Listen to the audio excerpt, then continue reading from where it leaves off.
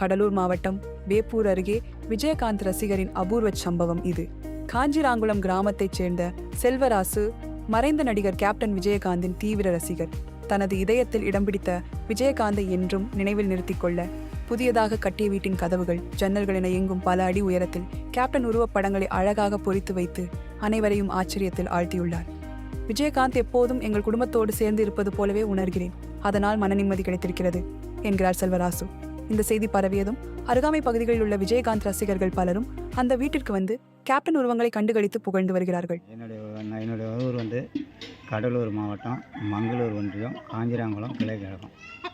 என்னுடைய பேர் செல்வராசு. நான் வந்து கேப்டனுடைய தீவிர ரசிகன். என்னை சின்ன வயசுலேருந்தே 5வது 3வது படிக்கிறதுலேருந்தே டிவியில் படம் வந்துச்சுன்னா பேப்பர் பூ அள்ளி விசுருவோம். எங்களுக்கு அவ்வளோ ஒரு வைராக்கியம், ஒரு வீரம். அவர் படத்தை பார்த்தாலே எனக்கு இன்னும் 2 வீரம் அதிகமாகும்.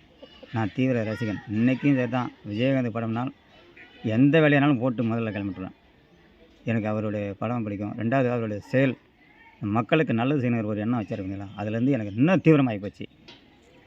அவருடைய எண்ணம் எனக்கு வந்து இன்னும் தீவிரமாகி போச்சு. சரி, அவரை போல் நாம்ளும் 10 பேர் உதவி செய்யணும், நம்மளால் முடிஞ்சிட பண்ணுங்கிற ஒரு ஆசை எனக்கு இருந்துச்சு.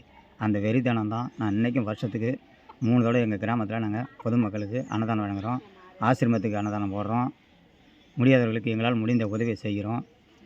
அவருடைய இறந்தது என்னால் துக்கம் தாங்க முடியாது தான். அவர் என்னோடையும் எங்களோடும் எங்கள் குடும்பத்தோடையும் எல்லாரோடையும் இருக்கணுங்கிறதுக்காக தான் நான் வீட்டில் கீழே இருந்து மேலே வரைக்கும் கேப்டனுடைய படம் வரைஞ்சி அந்த அவருடைய மூவண்ண கொடி வரலாம் தீட்டி இன்றைக்கி அவர் எங்கள் கூடயே இருக்கிற மாதிரி இருக்குது.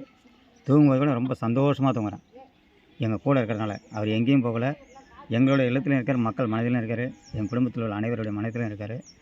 அவர் நினைவு என்றைக்கும் மாறாதுங்கிறதுக்காக நாங்களோட ஒரு சிறப்பத்தை வச்சுருக்கோம். எங்களுடைய மெயின் டோர்லேயும் கேப்டன் படம் போட்டு வச்சுருக்கோம்.